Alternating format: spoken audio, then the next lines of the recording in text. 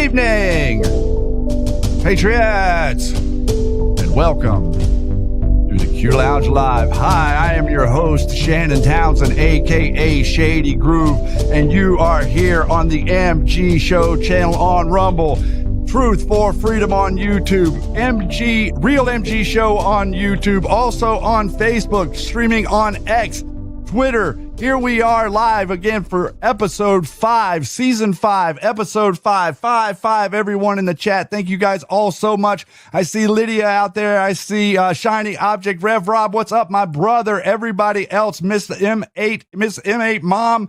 Thank you all for being here. Thank you for joining me on the what is considered a relaunch of the Q Lounge Live. We are digging deep into a number of different things that we're going to be looking in as we go forward in the Q Lounge. But mainly what we're really here to talk about is we're here to dig down to the bottom of the truth, to get to the meat of the matter. Where does the rubber meet the road? How do we possibly navigate our lives unless we somehow have some sort of tether to something that is true? So what we're doing here in these first few episodes of the new launch is we're setting a precedent. We're setting a standard, or the stage, if you will, for what we talk about going forward. Q Lounge Live is also on your favorite podcast network out there. If you have Apple, if you have Spotify, if you have iHeartRadio, a number of other podcasting platforms, please go out and sign up or register or subscribe to Q Lounge on that network. Even if you're coming here and seeing us on Rumble or on YouTube, please go over there, support us there. I want to get Q Lounge up that list of 70 most MAGA podcasters. Also, like MG Show, tooting our own horn a little bit. MG Show is rated number 6 out of the top 70 of MAGA podcasts in America, according to AI that actually consumes the content and listens to what's being said. Thank you all for being here for episode 5, and I really have a lot. This is going to be a very quick moving show again, just like last week was. If you didn't catch last week, this is going to be part 2. We're going to be continuing on from where we left off. Specifically, at the end of the show, we were discussing the BCCI Iran-Contra events that were going on and how those things are connected to Jack John Singh Laub from the era of the beginning of the OSS turning into the CIA, and how that's connecting right now to a lot of the absolute craziness that you're seeing out there online. You are literally watching communists and Nazis fight over who's better. I'm not joking about that. Just like you saw happen in World War II. Well, what we can see from our vantage point is we can see an architecture. We can see a setup. We can see a way that things occur, and then everybody just goes out and takes it like, oh yeah, that's just the way things happen. Things just roll downhill that way. Well, that's really not the case, ladies and gentlemen. Things don't just roll downhill the exact same way every single time. How can the mistake always end up in favor of your opposition? Anybody understands that anything that has anything to do with 50-50 chances means, well, there's a 50-50 chance it's going to be heads. There's a 50-50 chance it's going to be tails. What we're witnessing is a 100% chance that whatever it is that you think is right will be wrong. 100% chance. So you can work your way backwards from there to understand a little bit more about essentially how to navigate day to day. Like what I like to say is take in exactly what they say and start by turning it around and thinking the opposite of what they say, and you'll probably get closer to what it is that they actually mean by what they're saying. Because what's going on is a dynamic where conversations are being manipulated. I sort of touched on it earlier today on the MG Show, the way that our freedom of speech, is being manipulated because people are arguing without good intentions.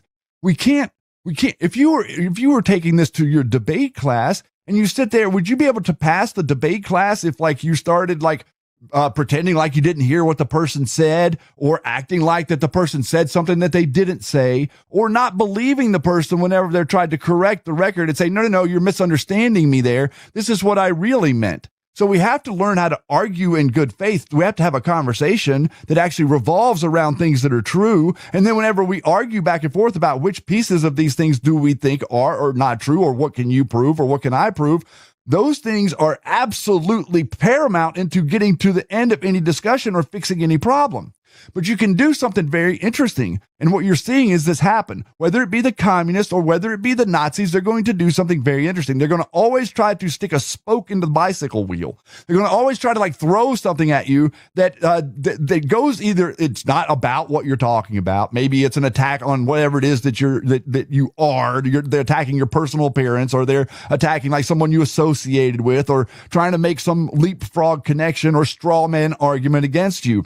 These different tactics are being utilized specifically so that they can end the conversation. Thank you so much, Rev Rob, for that. The truth is the truth, and that's why we are here. Thank you. Well, thank you. Thank you for that, sir. It's been an amazing road to be here with all of you, to be talking about 8 years. I wish that we were actually in the middle of our 8th season of Q Lounge. But look at the row that we had to hoe to get here. And the obfuscated conversation that was being deteriorated. Remember, whenever Q was posting, they were screaming and yelling at you and saying that you were racist and that you were a Nazi and that you were all of these things. And as we tried to defend ourselves, they turned the conversation around on us. And then they act like, oh, well, there's something wrong with you whenever you're vehemently defending yourself or vehemently pleading your case or trying to show what it is that you're discussing. So in that exact vein of thought, think about that for a second.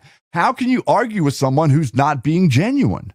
Do you want to argue with someone? The saying was, it's like you can't separate a fool from their foolishness, or whatever the arguing with a fool gets you nowhere. So what are they doing? They're forcing us to argue with fools. Look at what Fox News is doing. They're forcing you to listen to what it is that the Democrats are saying. Do you really care what Don Lemon says? Do you really care what Joy Reid says? Well, they're making sure that you know. Why? Because they want you arguing with fools. What's a fool? A fool is a jester in the court.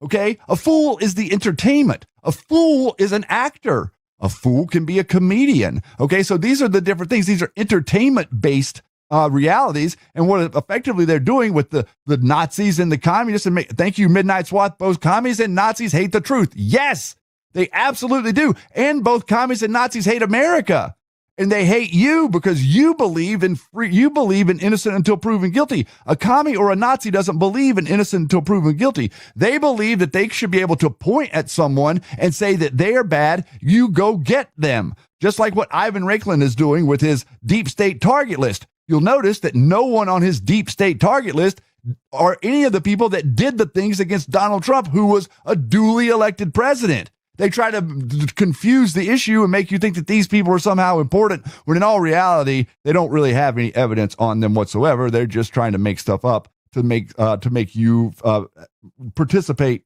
in their faux outrage. So what we're trying to do with the Q Lounge Live as we go forward, and you'll hear that if you're joining us here, maybe you're new, maybe you've been here for a long time, but what we're going to do is we're going to provide you with the evidence that I see from my perspective, and I'm going to present it to you. I'm going to allow you to look at it from your own perspective. I'm not going to tell you what to think about it. I'm going to tell you what I think about it, and I'm going to give you a very robust opinion about what it is I think it means. But just because I think that these things mean these things doesn't mean that you have to.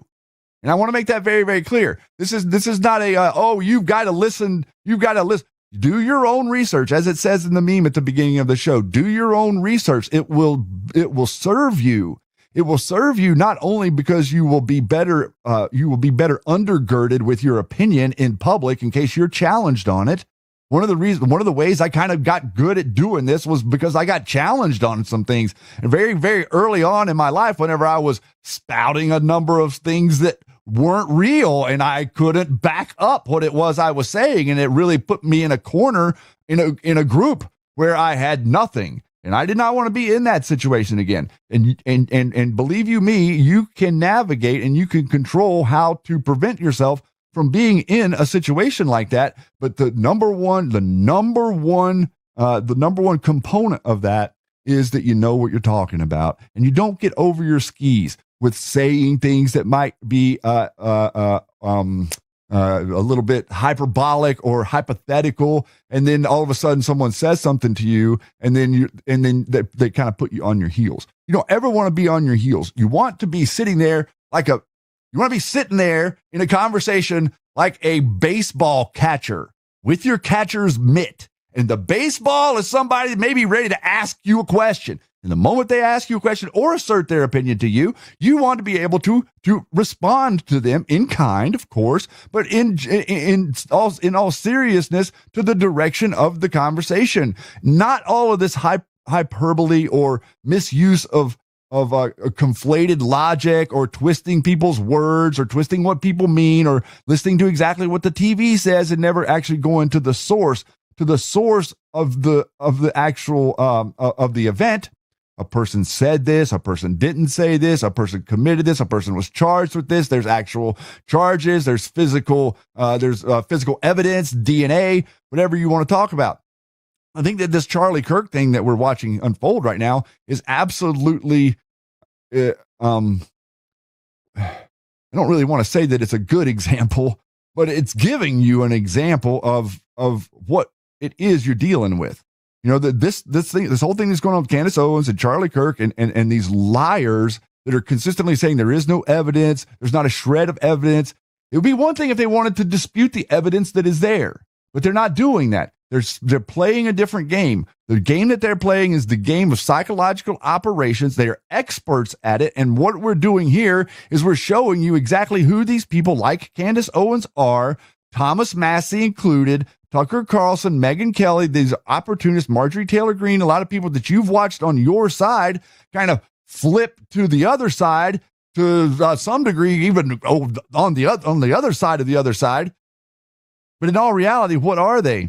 They were never anything other than the zebra. They always had the markings. They were always exactly what they were. They were always trying to pretend to be what it was you wanted them to be.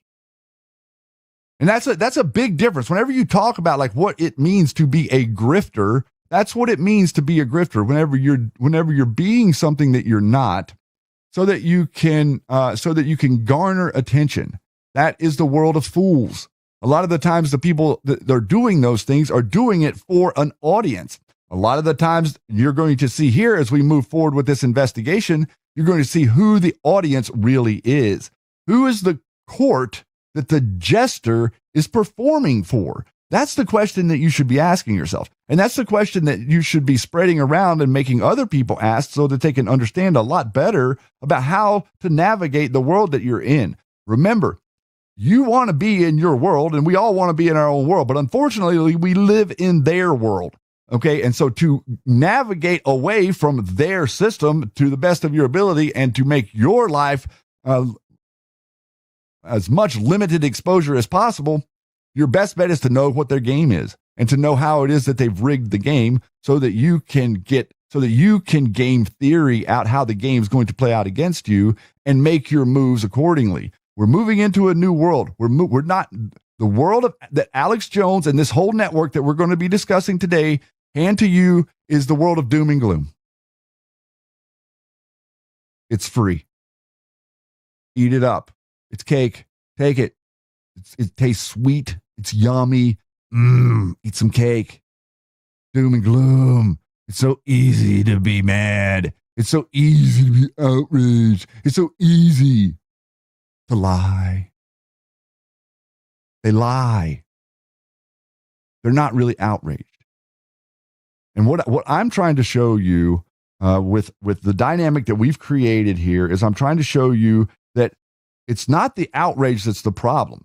As an American, you should be utterly outraged on a dozen topics.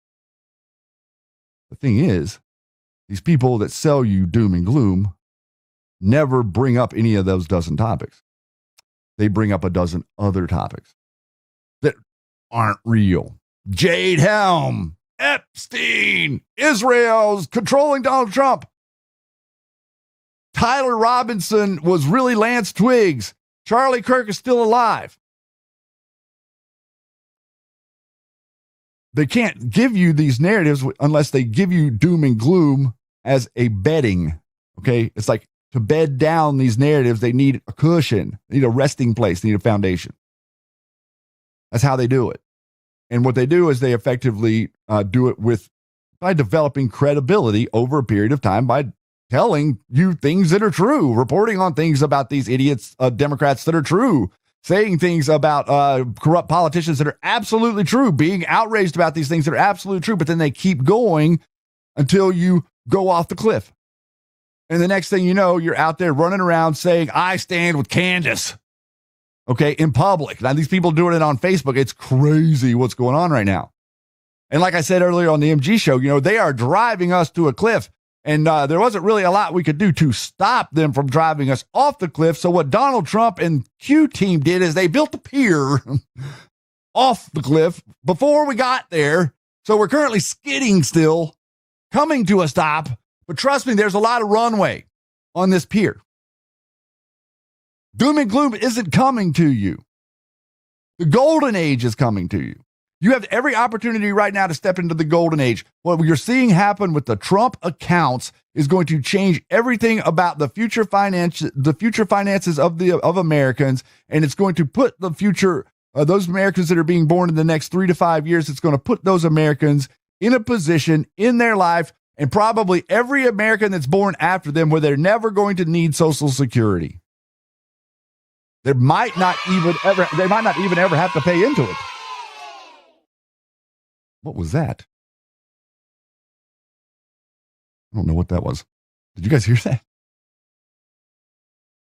All of us have a part to play in the golden age. All of us have. Oh, goodness. Yeti? I'm doubled on the screen, it looks like. What's going on, bud? We're having some technical issues, look like. Okay. It's some technical issues, guys, right now. It's really hot in Texas. I'd like to little prayers for Yeti right now out there. It's cooking. We have double shady. Oh no. One's enough. Calm down. Okay.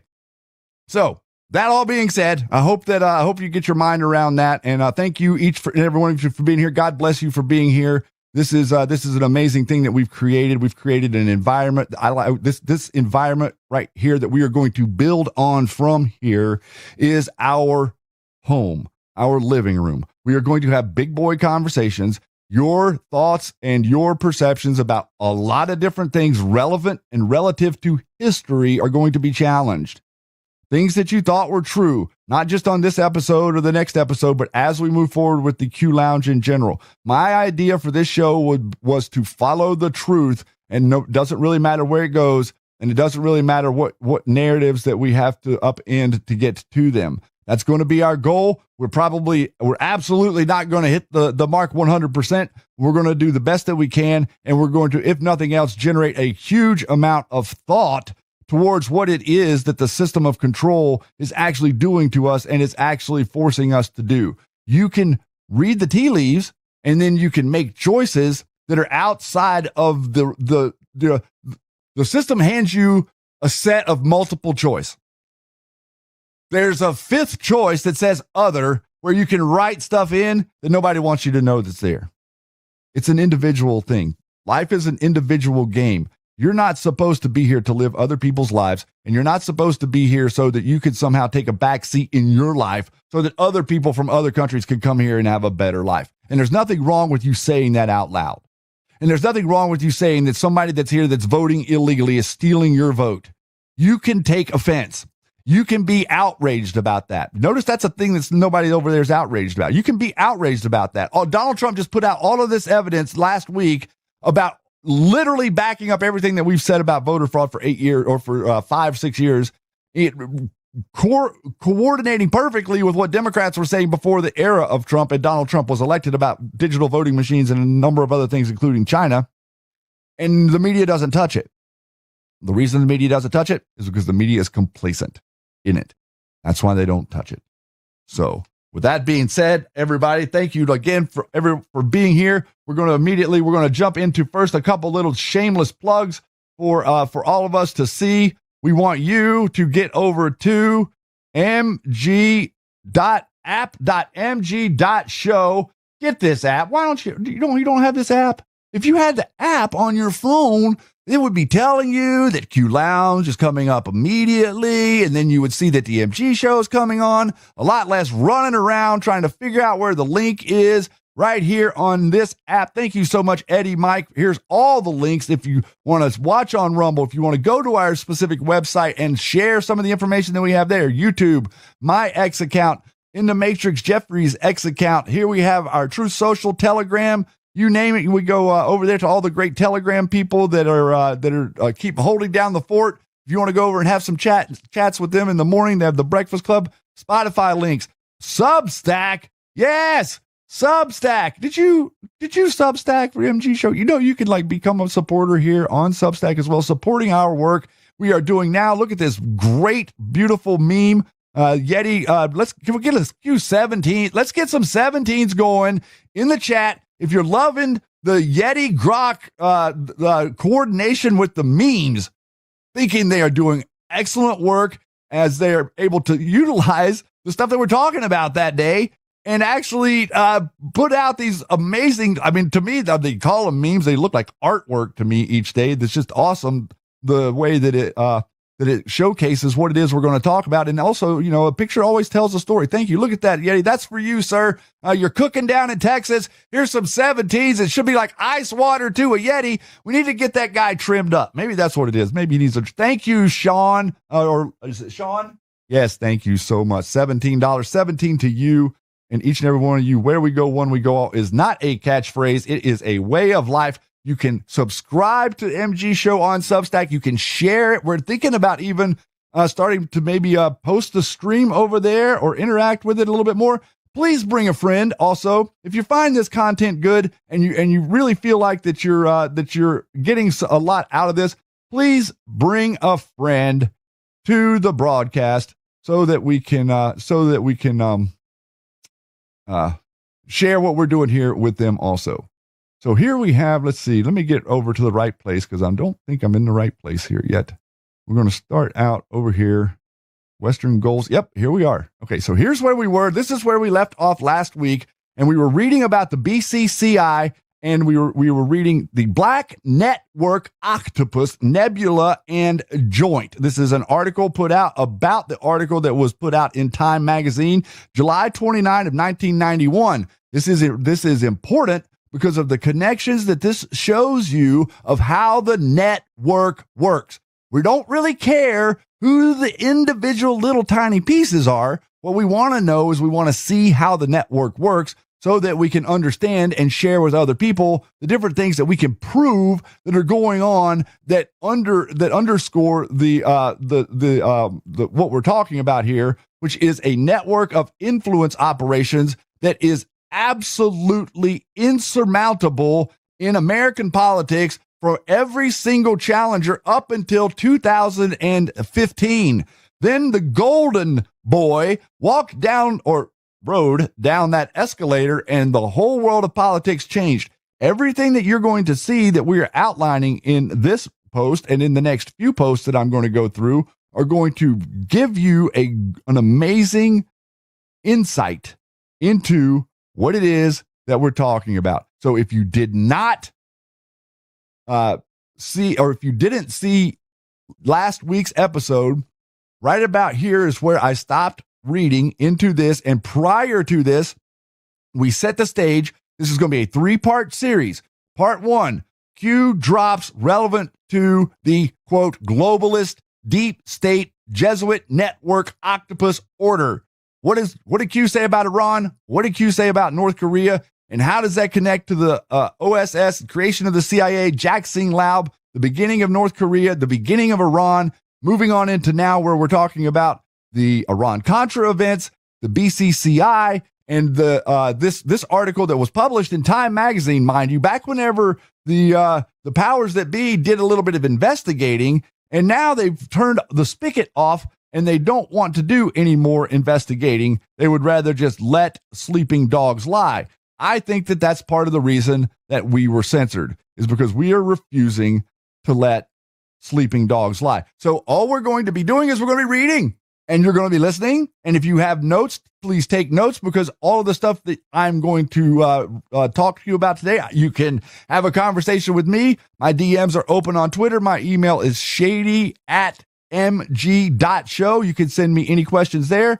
Or like I said, comment to me on Twitter, comment in the show, comment to the YouTube.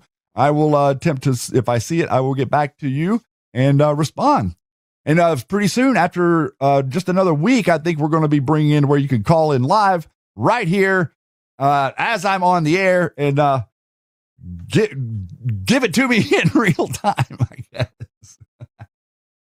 So here we're going to start reading where we left off. And like I said, you will find this thread, link to this thread. We've already read a few of, I think I got through 3 of these posts that I read on last week. So now we're going to start back at post number 4. That's going to continue from that. This operative call him Mustafa. And I'd like for you to remember the Q post connected to John McCain and the stuff you saw in Syria and the stuff that you saw in Ukraine with the different deals that were being cut, ISIS, Antifa, all of these different things connect in a very complicated network. He underwent a year of training that began with the education in psychology and the principle of leadership and proceeded into spycraft, with lessons in electronic surveillance, breaking and entering, and intricate interrogation techniques. Then the nature of our advisors changed, says Mustafa. The pleasantness was gone, and we moved to Pakistan. Remember Awan brothers, talking about all the Awan brothers Q explained had become congressional staffers.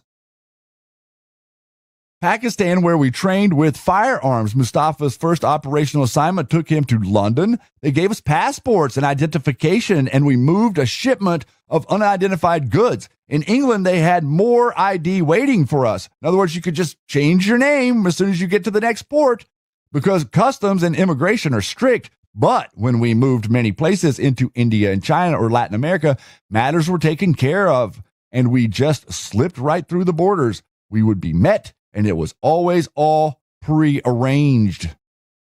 A typical operation took place, and this is, like I said, I'm reading this because I'm giving you kind of an example. Some of the stuff you see in movies is interesting, but it really isn't as in-depth or intricate as the real thing whenever you pay attention to how much attention is being paid to. People say these things like, oh, the CIA is running drugs. Well, you don't really think that they're actually the whole spine and backbone of the network, but yes, that's exactly what they are. A typical operation took place in April of 1989 when a container ship from Colombia docked during the night in Karachi, Pakistan. Black unit operatives met the ship after paying $100,000 in bribes to Pakistani customs officials. The band unloaded large wooden crates from several containers. They were so heavy, we had to use a crane rather than a forklift, says a participant. The crates were trucked to a secure airport and loaded abroad on unmarked 707 jets, where an American believed by the black unit members to be a CIA agent supervised the frantic activity. The black network was the bank's deepest secret, but rumors of its activities filtered through the bank's managerial level with chilling effectiveness. Now, isn't this interesting whenever you see all the stuff with Joe Biden and the banks? Well, guess what? The banks weren't really paying attention to all of those unbelievable transactions that Joe Biden was doing. Isn't that interesting? But if you go out there and you put in more than $600, buddy, you better declare it or HTP. Senior bankers voice fears that they will be financially ruined or physically maimed over or even killed if they are found talking about the BCCI's activities. Businessmen who persuaded shady deals with BCCI are just as frightened. And look, says an arms dealer, these people work hand in hand with the drug cartels, and they can have anybody killed. Again, network, drug cartel, military, Sing Laub, Contras, contraband, manipulating the news. Currently, the black units have focused their scrutiny and intimidation on investigators. Our own people have been staked out or followed, and we suspect tapped telephones, says a New York law enforcement officer. The term that was created by the murdered journalist Danny Casolaro to describe the global criminal CIA-ran conglomerate that he was investigating. Although it isn't known if this term was also used by people involved in the network, his work was very unique and he was clearly digging very deep. Too deep, it appears. Before he was killed, as have many, many others been, Casolaro had already received numerous warnings and death threats, but apparently he couldn't back off. As for me, I agree with Casolaro's take on the subject. Parts of his investigation are discussed in the 96 book, The Last Circle of Cher Savant, or Savor.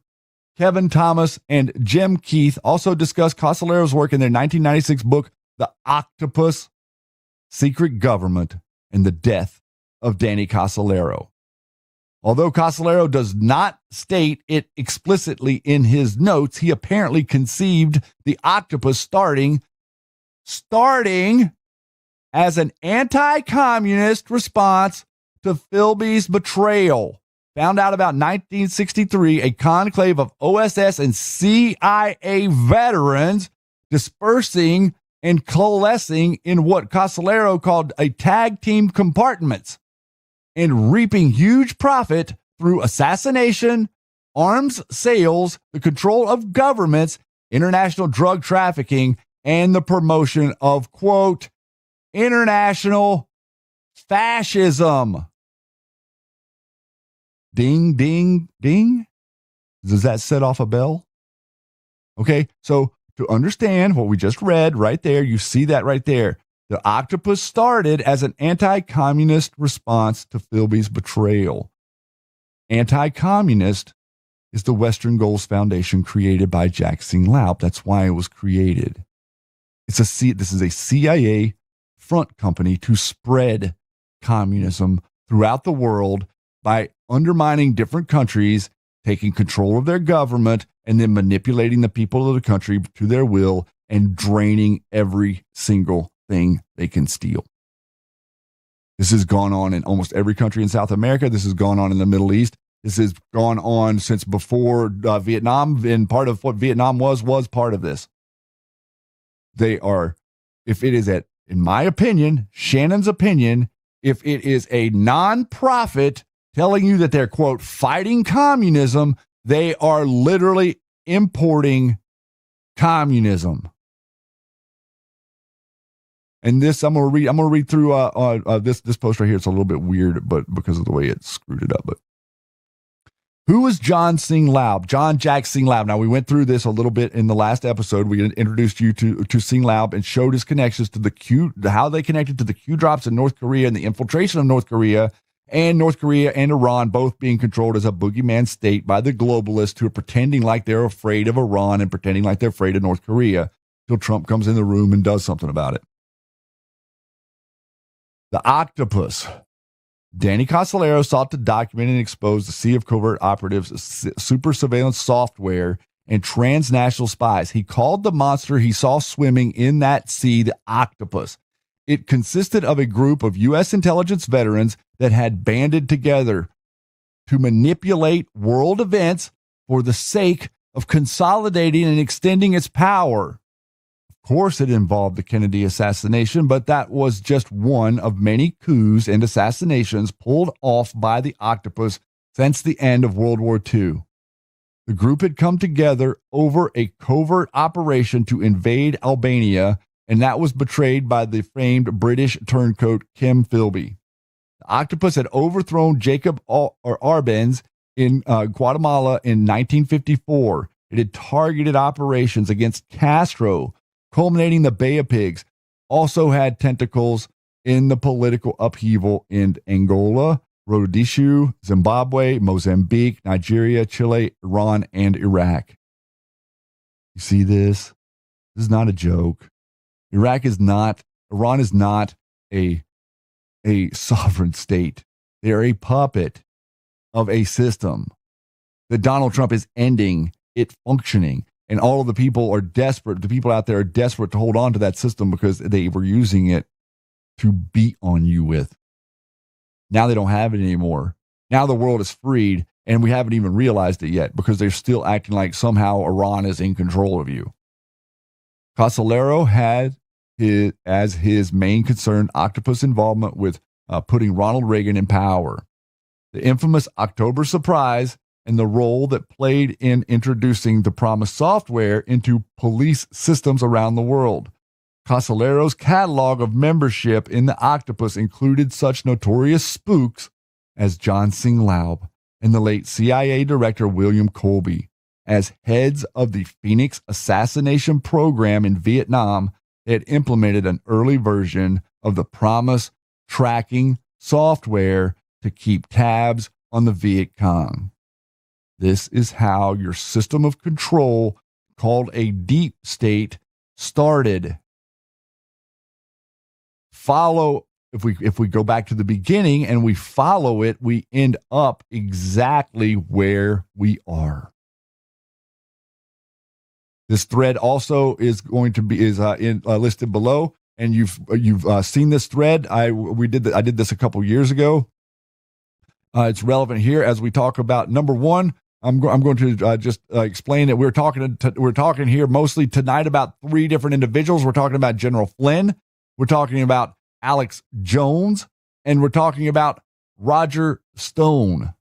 Okay, those are the three individuals. And a matter of fact, while I'm here right now, we're not going to be going as over the top in depth into Alex Jones because this is the Strat 4 Alex Jones connection. This was a special that I did November 28th. Was that last year or year before? But this is all inclusive. This is an all inclusive look of everything connected to Alex Jones. I'm going to drop the link in here, and it's in the bottom in the showcase or in the description.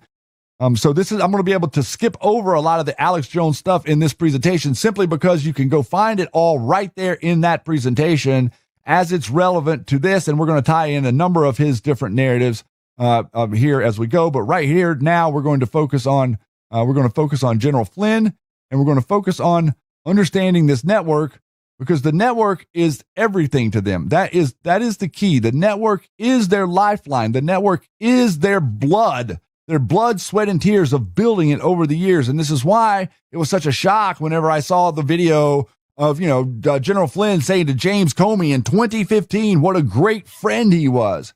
It's all so fake. They're all so fake, guys. It's not real. And Rubber Bullet was telling us a very, very, very harmful truth to their little con that they're running on all of us. What you are witnessing is a deeply rooted intelligence operations against the American people by the whole intelligence apparatus, military-industrial complex, in conjunction with Congress, the Senate, the FBI, and the mainstream media. Right now, you have one prong of that, the FBI, that is currently working for you and telling you about burn bags and going and actually arresting criminals and bringing in people in the top 10 list. It's the craziest thing that's happening right now. This is a decades-long operation. It's complicated to understand. None of you are immune. It's not partisan. It's to sell America out to the highest bidder. And as we dig into this, I'm just going to go through a couple of these. Human intelligence is derived from human sources. To the public, human remains synonymous with espionage and clandestine activities. However, most of human collection is performed by overt collectors, such as strategic debriefers and military attaches. Signal intelligence is intelligence derived from electronic signals and systems used by foreign targets, such as communication systems, radars, and weapons systems that provide a vital window for our nation into our foreign adversaries' capabilities, actions, and intentions. Major General John Kirk Singlaub, July 10, 1921 to January 29, 2022, was a major general in the United States Army, founding member of the Central Intelligence Agency, and a highly decorated officer in the former Office of Strategic Services, or the OSS. In 1977, he was relieved of his position as Chief of Staff in South Korea after criticizing Carter. Later goes on in 79. I'd like you to connect to 79. Carter and the exact moment of this problem that's going on in Iran started right there. 1979. That's the jump between Carter and Reagan. You think that was an op to keep all of those hostages? What was the op for? Weaken one president and then get George H.W. Bush as vice president, the ringleader of a lot of the nonsense, including Flynn. And here I just outlined the post here, this because in this thread that will be linked, you will also see the links to the other threads here that we're going to be going through, because, like I said, this is very big. John Singh Laub here, you see, it was just mentioned, the late CIA director, head of the Phoenix assassination program. You're going to see that this is a trend that keeps moving, even as we move into the, quote, esoteric nature, or the esoteric part of this, as we start talking about the Jesuit order, the Templars, the Templar Knights, and what they were really doing, and whose rule they were listening to, and what were they actually doing. Were they really a, quote, Christian organization that was helping Christ believers? Here you see the outline of what the Phoenix program is. Well, it's very much like what it was that you saw in that movie, or in the show 24, where they would just go in and they would take whoever the hell they wanted to, and they would, waterboard them or torture them or do whatever the hell they wanted to do to them to try to get information from them. Well, that's exactly what the Phoenix program was. 90% of you would completely object to any sort of thing like this being done to anyone, but instead, these people don't care about that. What they care about is finding out more information, and that information that they're looking to find out is not information that you need. It's information that their network needs. It's information that they need. It's information that they rely on. It's what it is that they can do with the blackmail. Remember, everything is about blackmail. The world is run on blackmail, not money. Okay? Blackmail is the actual currency of our world. Here also, I have connected in this thread what we just read regarding the Black Network outline of and then the links, of course, are in each of these different posts. Time reported in great detail about the BCCI. This also led into the Iran-Contras, and also to coordinate. Notice the CIA, DIA, and Mossad. Things that people don't, people want to talk about the Mossad in areas where it's not really relevant to anything, and they don't really talk about the Mossad in areas where it is relevant to everything. Here we have the video of. Let's just play this real quick. Authorities quickly ruled his. Reporter Danny Casolaro was found dead over the weekend in a motel in Martinsburg, West Virginia. Local authorities quickly ruled his death a suicide. It just didn't sit right. In my mind, I'm thinking they killed him.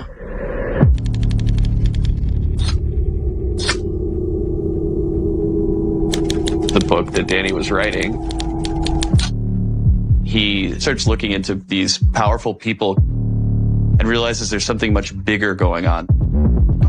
These 8 men, they're no longer government officials, but their tentacles can reach into any part of government in almost any country. I've come to call this group the Octopus.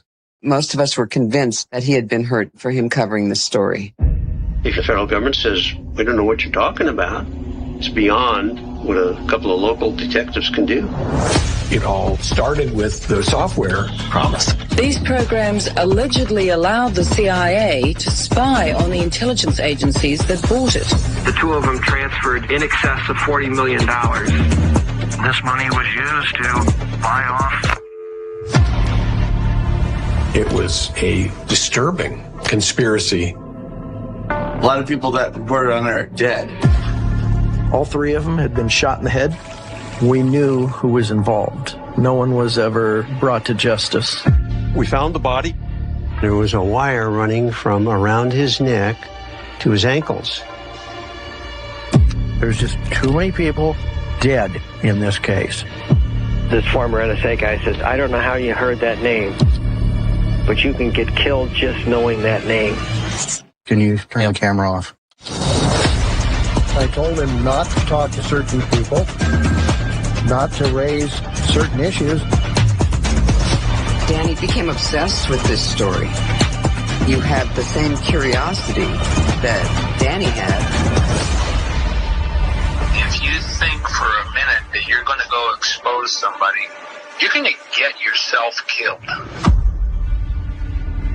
So very interesting. Whenever you go and you like watch this documentary, what you find out is that gentleman that was there that's sort of telling the story to you is a CIA guy. And so Danny Casolaro was he was trusting him. So this guy was like, Danny had got onto this story, and he thought that this guy that was just that they were highlighting in that interview there was his friend. But in all reality, whenever you see that, what you see is a whole different dynamic. Netflix is effectively trying to turn this all around and act like that the guy right there that was literally driving Casolaro into the trap. Okay, so you've heard about talking about like Papadopoulos meeting the people in Italy, or these other things people talk about, like a spook being put on you or whatever. That's what they do. They approach you. You don't think that there's anything to it. You start talking about things, conversation, one thing leads to another. The next thing you know, they're your really good friend. They know where you live. They know different things about your life. They know who your family are. They know weaknesses, vulnerabilities, and all of a sudden, maybe news stories start popping up about things in your life that you had no idea or you didn't know was going on. And so this is the way that the network works, and it goes all the way back. And you've heard me a couple of times mention, talking about, confession, or the idea of confessing. Well, this is an ancient art. This goes back a long time ago, like this idea of getting people to tell you things about themselves. Yeti, if you have that, would you let's run this 5-minute clip if you have that ready, sir.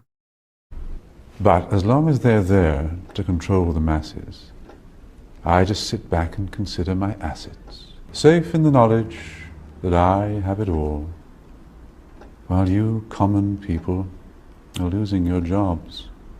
You see, I just hold you in utter contempt. But the smile on my face, well, it makes me exempt. For I have the weapon of global TV, which gives us connection and invites empathy. You would really believe that we look out for you, while we bankers and brokers are only a few. But if you saw that, you'd take back the power. Hence, daily terrors to make you all cower. The panics, the crashes, the wars, and the illness that keep you from finding your spiritual wholeness. We rig the game, and we buy out both sides to keep you enslaved in your pitiful lives. So, go out and work as your body clock fades. And when it's all over, a few years from the grave, you'll look back on all this, and just then you'll see that your life was nothing, a mere fantasy. There are very few things that we don't now control. To have lawyers and police force was always a goal, doing our bidding while you march on the street. But they never realize that they're only just sheep. For real power resides in the hands of a few. You voted for parties. What more could you do? But what you don't know is they're one and the same. Old Gordon has passed good old David the reins, and you'll follow the leader who was put there by you. But your blood, it runs red, while our blood runs blue. But you simply don't see it's all part of the game. Another distraction, like money and fame. Get ready for wars in the name of the free, vaccinations for illness that will never be, the assault on your children's impressionable minds, and a microchipped world. You'll put up no fight. Information suppression will keep you in tone. Depopulation of peasants was always our goal. But eugenics, was not what we hoped it would be. Oh yes, it was us that funded Nazis. But as long as we own all the media too, what's really happening does not concern you. So just go on watching your plasma TV, and the world will be run by the ones you can't see.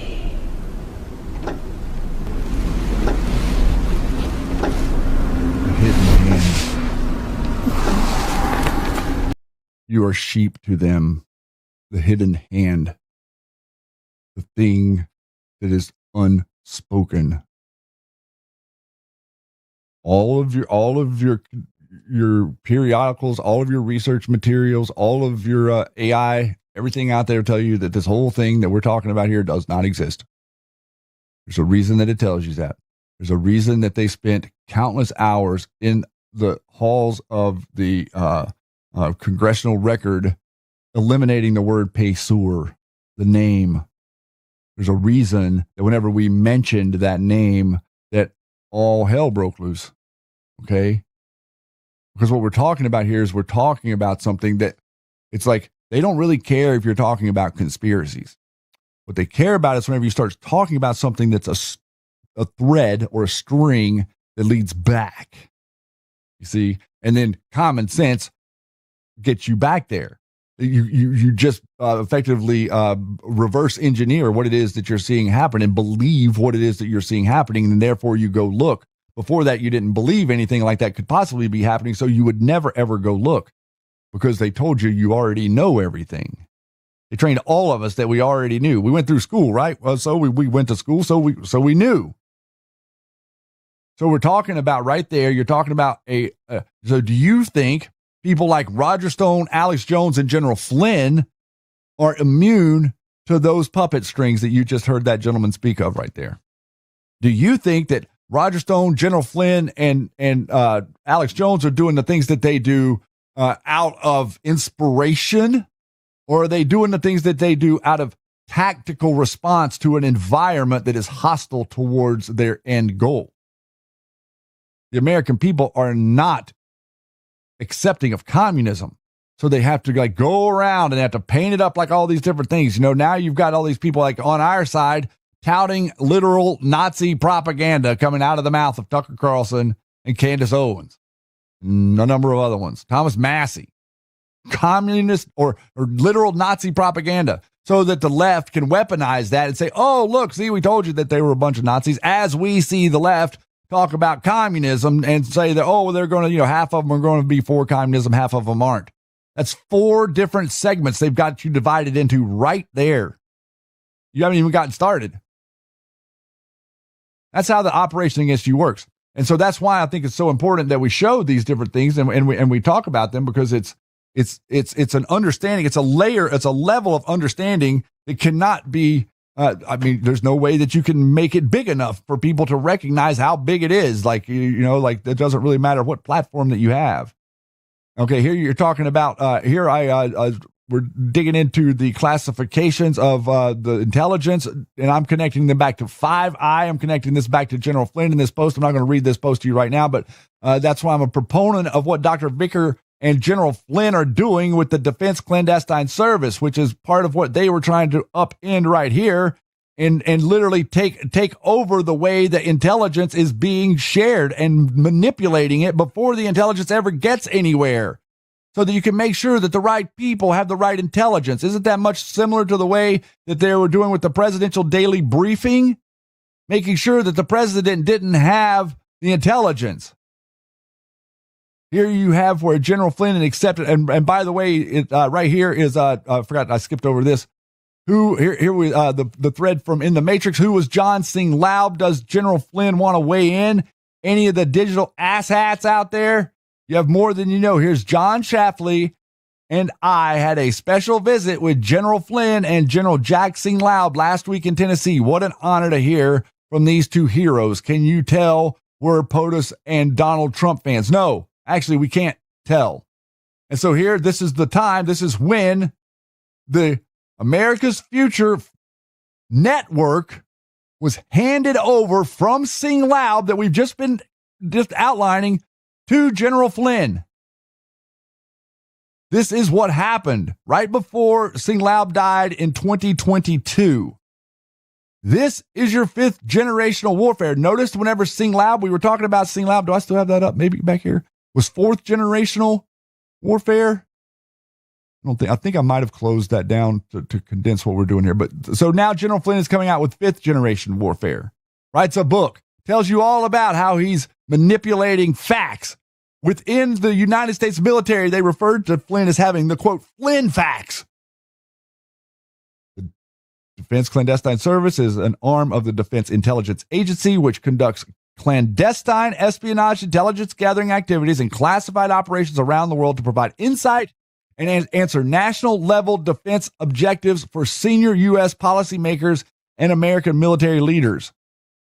In 2012, the Pentagon announced their intention to ramp up spying operations against high-priority targets such as Iran under an intel reorganization aimed at expanding the military's espionage efforts beyond war zones. The DIA consolidated its existing human intelligence capabilities into their DCS with plans to work closely with the CIA and the JSOC, connecting again back to the military and Flynn. White House, which is now about to get $100 million from the Congress, will not comment on what Sing Laub did to keep the president's Contra war alive. This is real history. This is not stuff that's made up. You can find this thread. I've got this. This thread is linked here in the links below, but it is no secret. I'm not making this up. General Flynn is currently the curator, head, CEO, top dog, whatever it is you want to call him, for America's future that was started by Jack Sing Laub to generate fake media and implement a communist agenda within the conversation of the American psyche as a poison pill. The Flynnfowars Octopus network of influence, fake influence, doom and gloom, hyperbole, over the top outrage, faux outrage, as I like to call it. All served on a platter for you, the consumer, for free, to take as much of it as you'd like.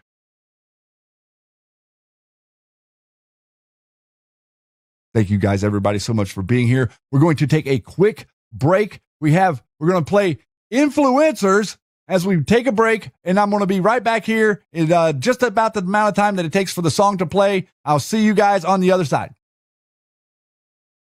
They smile for the camera, laugh with the skull, grinning like demons while pushing the bull. Blue check clowns in the digital cage, selling division on the world's biggest stage. Dan Scavino dropped the truth at 9:24. Influencers and the patriots roared, laughing emojis, dead eyes behind the grin. They're not here to help, they're here to pull us in. Influencers, influencers, poison in the feed, laughing while America bleeds. Skull and bones, they want us divided. Stay strong, stay together, we won't be guided. Influencers, fake as a bright bar, link from the past, trying to deceive the end, but the mask won't last. We see through the apple stock, the time in the game. MAGA rise and watch the MG show instead of their flame. Oh, oh, oh, oh, instead of their flame. Oh, oh, oh, yeah. From HN drops in 2018 to Scavino's posting 2026, same machine. They try to split us, AJ and associate style, logical thinking, nah, just another trial. Reconcile the timestamps, the YouTube live spread to the livelihood. When truth multiplies, they want you divided. Tucker said it clear, division keeps them in power. Crystal, my dear. Influencers, influencers, poison in the feed, laughing while America bleeds. Skull and bones, they want us divided. Stay strong,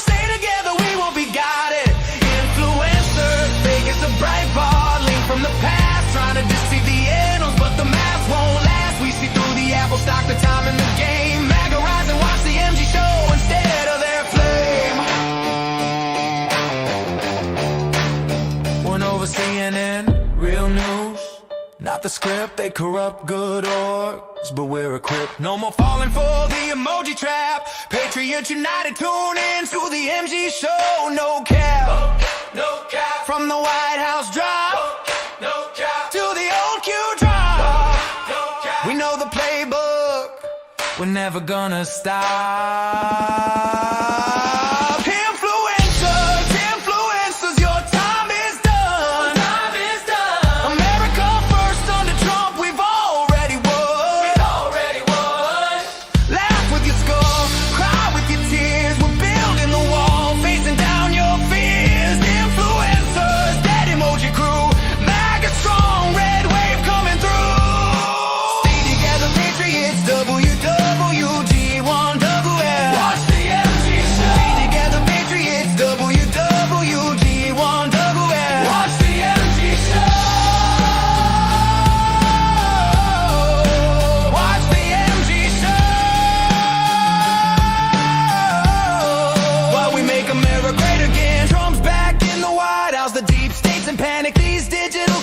Just another has-been ditch the fake influencer, skip the controlled feed. Tune into the MG show where real patriots lead. Keep laughing influencers, we're the ones who roar. Real Americans rising forevermore. America first, Trump's agenda moving forward.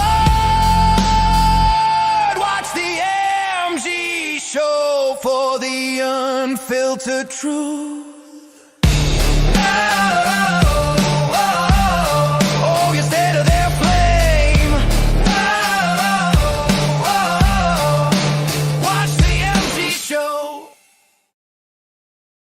Wow. Thank you all so much. Thank you for being here to the Q Lounge Live, the relaunch season 5. Here we are on episode 547 out there in the chat. If you are steadfast in your resolve, if you understand how important it is to support this wonderful man who decided to upend his whole life, he upended his whole life, a perfect life, a life where he didn't need anything from anybody and came out here to fight for all of us in the swamp. Literally getting himself dirty in a way that no other politician or no other human being, no other businessman has ever got down in the dirt with us. Down here where the peasants live, down here where the muck is, where they steal everything, where they don't care about you. Get down here, look at this, pay attention to it. Let's see if we can fix it. Let's drain some of this water out. Let's scoop some of this stuff out from over here. See if we can paint a little bit of the edges, some of those different things. Oh, is it all bad? Everybody wants to come out and tell you how bad it is. You want something better. You want to do a little bit better for yourself. You're bad. There's something wrong with you. Why do you keep wanting to push other people down to build yourself up? You see? You see what they're doing to you? Our generation, my generation especially, was sold a bill of goods that is absolutely detrimental to all of us, to our perspective, to our way of life, to our health, to our mannerisms, to our cynicism, to our faith. Everything, every single thing that they're throwing at you tests every ounce and every thread and every little piece of faith that you've got, like a trampoline. On one hand, it's built your resolve. And on the other hand, it's generated a meat grinder that people fall through that can never recover. We can generate a society that's different than that. And I really honestly believe that not just Donald Trump, but the idea of strength and we the people picking up the reins of self-government to say going forward, how in the world is it that we govern? How do we govern? We govern the right way. You can pretend like governing the wrong way is a thing, and then you can have the media agree with you that governing the wrong way is a thing doesn't make it a thing. They were governing the wrong way for centuries before we made a difference in their ability to govern us. And so now what's happening is this layer of people that are like that gentleman that we saw there at the end of the first hour, the way that they look down their nose at you, that's Roger Stone. That's General Flynn. That's Alex Jones. And every single human being that's connected with them. Are those the only ones? No. Those are the ones I'm focusing on because those are the ones that are playing the game that is easiest to see. In other words, they're the worst at what it is that everybody's doing. They're the ones that are making mistakes and revealing what it is they really did. And Q came to help all of us see through it clearly with 20/20 vision. No, we're not saying that you have to see it. Nope, not saying that it's what you see. I'm saying that there's a clear picture being presented, and you're more than welcome to look at it, and you're more than welcome to look away from it. But you can navigate a pathway that does serve you in an environment that doesn't. So thank you all so much for supporting what we're doing here in the Q Lounge relaunch, for all of the blessings, for all the donations, for everything over and over again. I'm going to be humble to you, because this belongs to you. Every single person that separates themselves from anything that they earn to share with us, it belongs to you. I want you to know that. And I'm here for any one of you that need something. If you have a question, do not hesitate. I'm here. So for the second hour, thank you all. For the second hour, we're going to kind of wrap up a little bit on that. I'm not going to continue on that thread. The thread is provided below for you. Here we're going to do a little summation from Grok, explaining to us that Flynn's ties to McChrystal, Sing Laub, and Malta raise red flag. McChrystal's JSOC history is tied to dirty ops. Think extrajudicial killings and black sites. Sing Laub, a CIA spook, was neck deep in the Iran-Contra and shady Phoenix program stuff in Vietnam. Malta's 2019 crisis exposed government corruption linked to journalist Daphne Caruana Galizia's murder, who officials tied to global crime networks. Flynn's, quote, "know where the bodies are buried" comment is a loaded idiom. Implies he's got dirt, but won't spill his. Now, right there, let's stop on that just a second.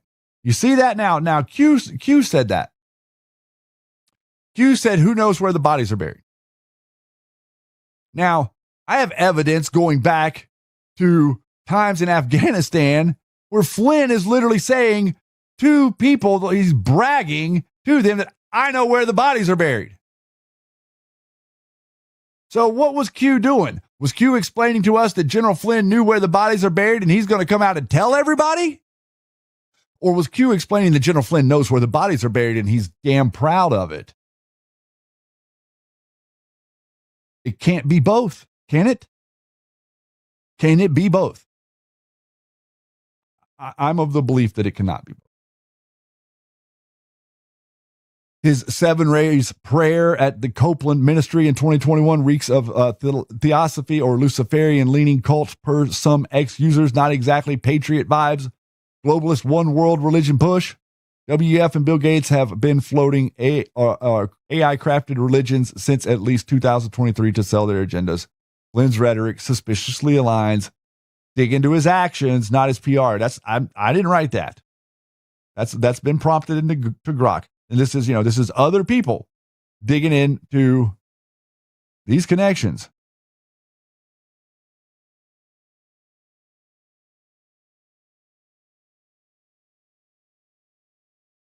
There is lots of things to be said about pictures, isn't there? Start to see a pattern.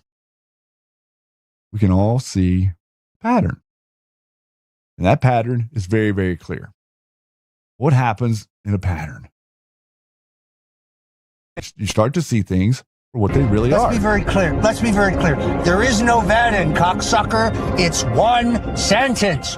One sentence. So if you're in a meeting and he says that, you punch him in the mouth as hard as you can to make your point. It's one sentence. We're not stupid. There is no paperwork, you cocksucker. He needs to be impeached. He needs to be denounced and impeached. The greatest single mistake in American history. Greatest single mistake. He's surrounded by morons, and he surrounded himself by morons. And a good long sentence in prison, he'll give him a chance to think about it. Because the Southern District's coming for him, and he did nothing. You want to fight? Let's fight. Fuck you. Fuck you and your abortionist bitch daughter. Obviously, if you use any of that, I'll murder you. Let's be very clear.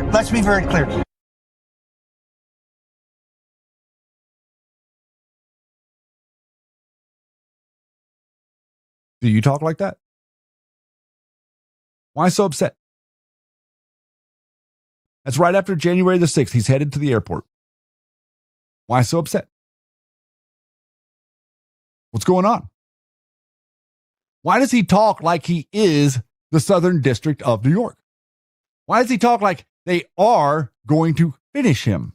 Why does he talk like Donald Trump is a blank, blank, blank? Does that sound like a contemporary? Does that sound like a friend? Does that sound like a trustworthy companion? Or does that sound like an adversary? A person who's been out to get you from the jump? I don't think it's that hard to. I don't think it's that hard to differentiate. I don't think it's that hard to understand.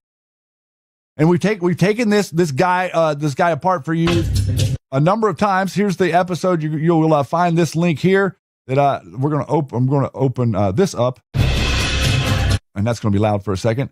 And this link also you'll find in the description below about Roger Stone and his exact maneuverings that day. We've got it completely outlined. We've played it 100 times or more. Exactly what he's doing that day. Here they've gotten that one taken down. I remember going through the cafeteria line and telling every kid that Nixon was in favor of school on Saturday. It was my first political trick. The guy is an obnoxious liar. I'm not showing you that. This guy's an obnoxious liar. Here is the thread that I was talking about. It auto plays every time we scoot back over it.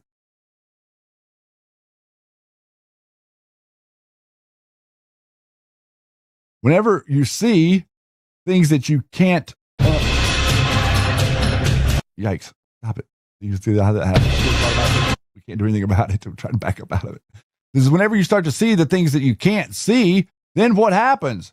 A whole new world starts to unfold in front of you. Personally, I'm proud to be a Flintstone.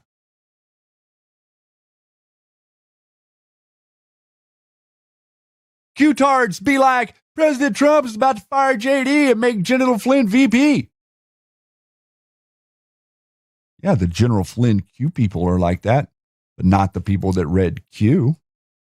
This is a Roger Stone minion. This is also a Roger Stone minion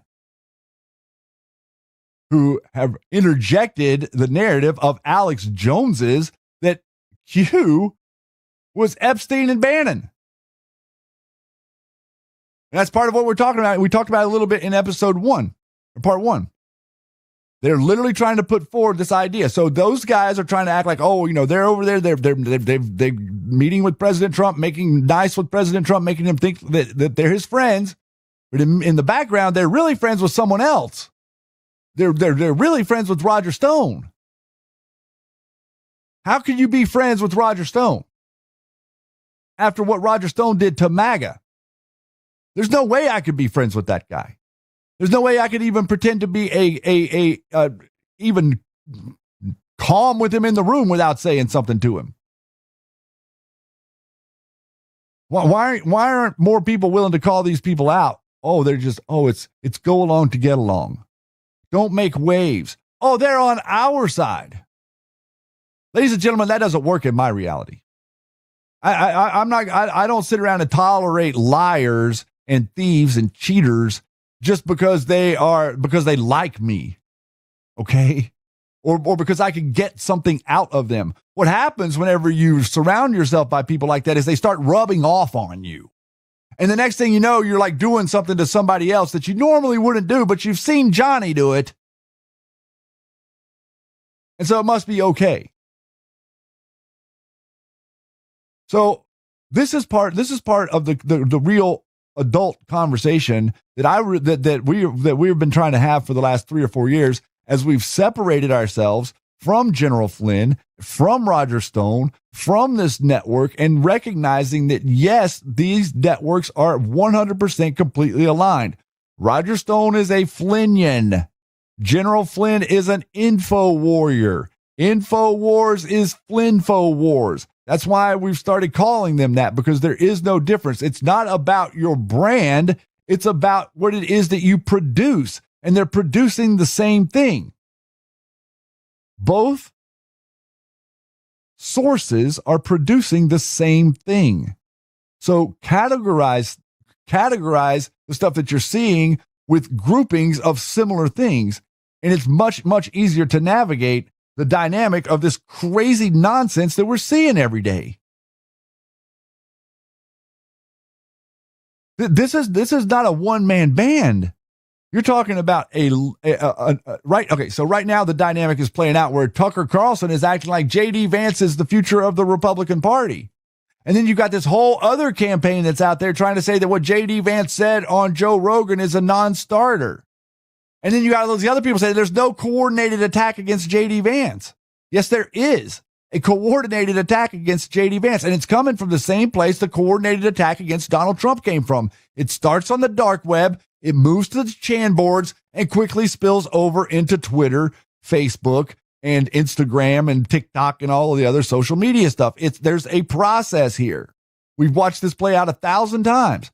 So what they're doing right now is they're currently working an antithesis back and forth to try to make as many people as they possibly can turned off to Donald Trump and turned off to J.D. Vance by literally listening to things that he says and misunderstanding him on purpose, and then going out and weaponizing what it is they're pretending like he said, whenever the person that's listening to them will never actually go to hear what J.D. said and take him into the context of what it was he really meant.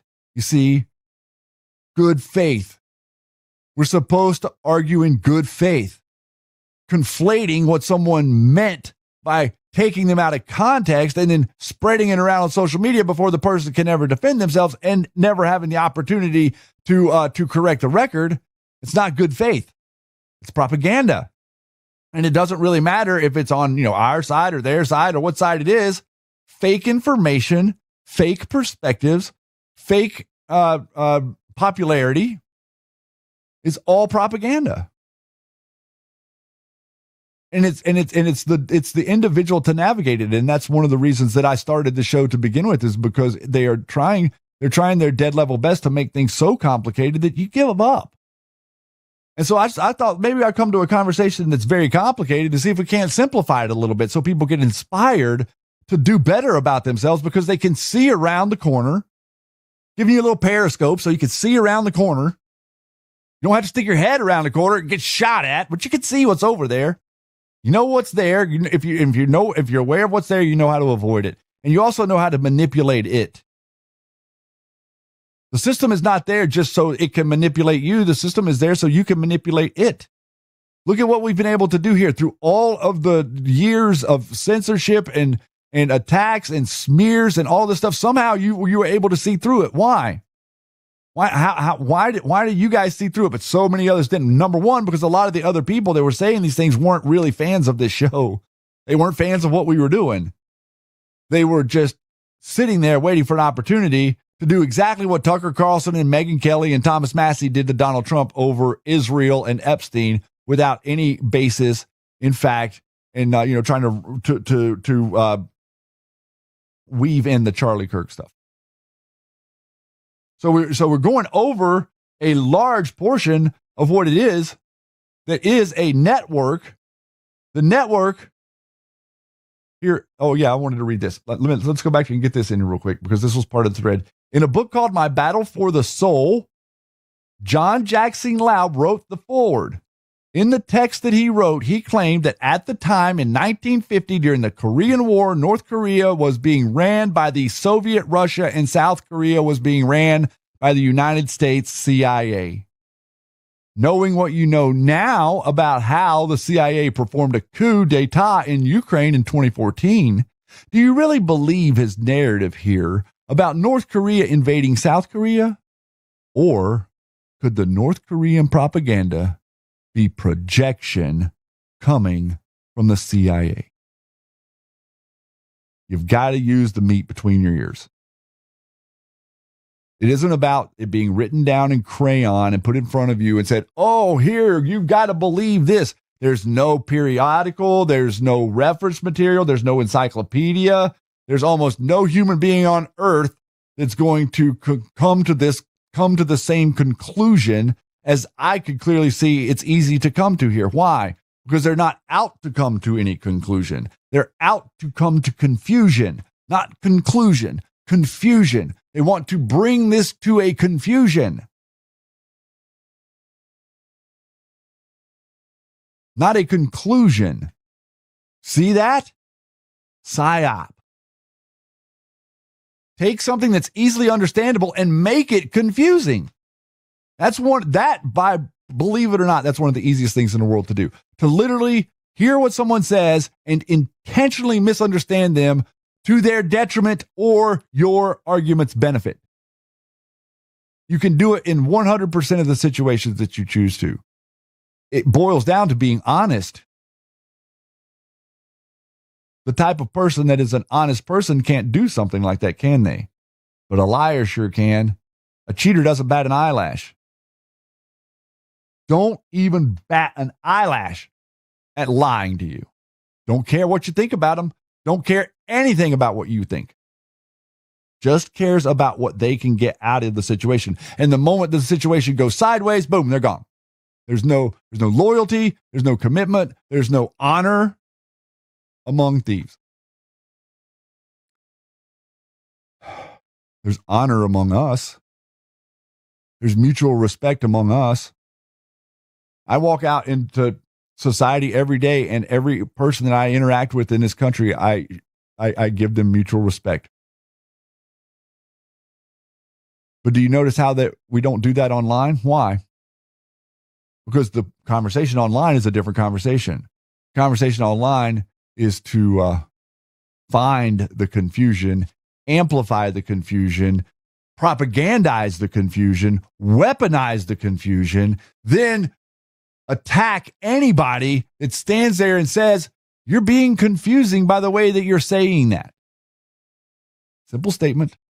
I honestly think that's one of the reasons that the attack on TPUSA and Charlie Kirk, after the horrible things that happened with him, but the reason that the attacks have occurred and the things that the nastiness and all this stuff, I think it's because Charlie Kirk was being successful in reducing the amount of confusion. I don't think Charlie Kirk was 100% accurate about everything that he said, but I do think that he was doing his dead level best to explain things that were very, very complicated for people to understand. And so what happened during Q and after Q is all these people, you kind of took it like, okay, why would somebody introduce confusing things on purpose? Well, Q explained to you what Alex Jones was doing. And then you started to learn what General Flynn was doing. And then you saw what happened on January the 6th. And now you're starting to recognize that there might be a correlation between pride, flags, and Proud Boys. Maybe not. But it sure as hell looks like there's one to me. What's the running thread between the two? Vigilanteism in between the two ears of the human being. The human being somehow turned in from being a born human being at some point, an American, into a vigilante and thirsted for blood.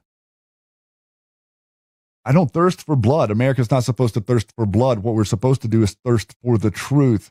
And the truth will entrap or ensnare the dishonest or the cheaters or the liars. But that system doesn't work if the majority of people aren't being honest. So what do you have to do? All you have to do is take away people's information, feed them bad information, and the next thing you know, you can control what decisions they make by the type of information that you're feeding them. 100% of the time. It's an absolutely, it's amazing. I guess, for lack of a better term, it's startling. But it's actually quite a phenomena if you really stand back and think about the ability to, get every American to stick a mask on their face and to prevent themselves from having oxygen for a couple of years, or tell them that they can't go to their job if they don't take a shot. Things that you would have thought so absurd when you were young, but due to all these networks that we've been watching and the way that they work it together, one thesis, antithesis, ebb, flow, confuse, sensationalize, pull, push, sensationalize, confuse, mirror, turn it around. flip it over, then pretend like you never said it to begin with. That's what Owens is doing right now. She's like going through the whole list every day of another thing that she clearly said that she says that she doesn't say. That's where they end up. They always end up into gaslighting you and acting like they didn't say what they said. So for the next segment here tonight, we're going to go into, let's see, did this load? Okay, yeah, here we go. Let's go over here and let's listen. Wait. Let me see. Might not actually be where I wanted to go. I didn't get this loaded, but I do think that I have it right here quickly for you because we can't miss this. I'm scrolling. Give me a second. I'm almost certain that I was supposed to come back and get this video loaded up and ready for you guys. And now I have it.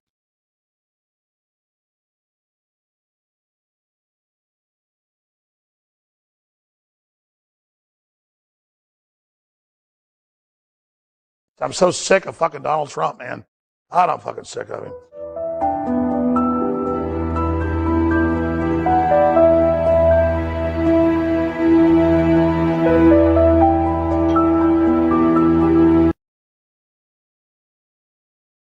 What?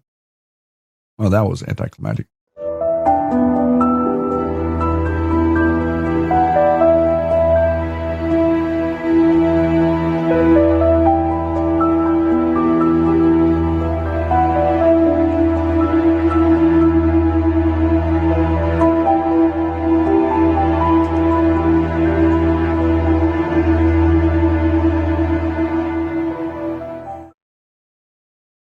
Rolling.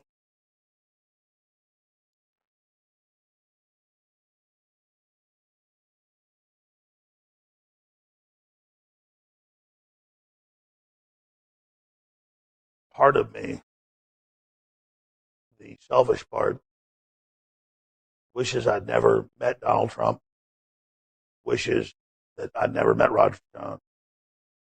Because unlike previous things I'd done that were game-changing, those were just time-space continuum reflections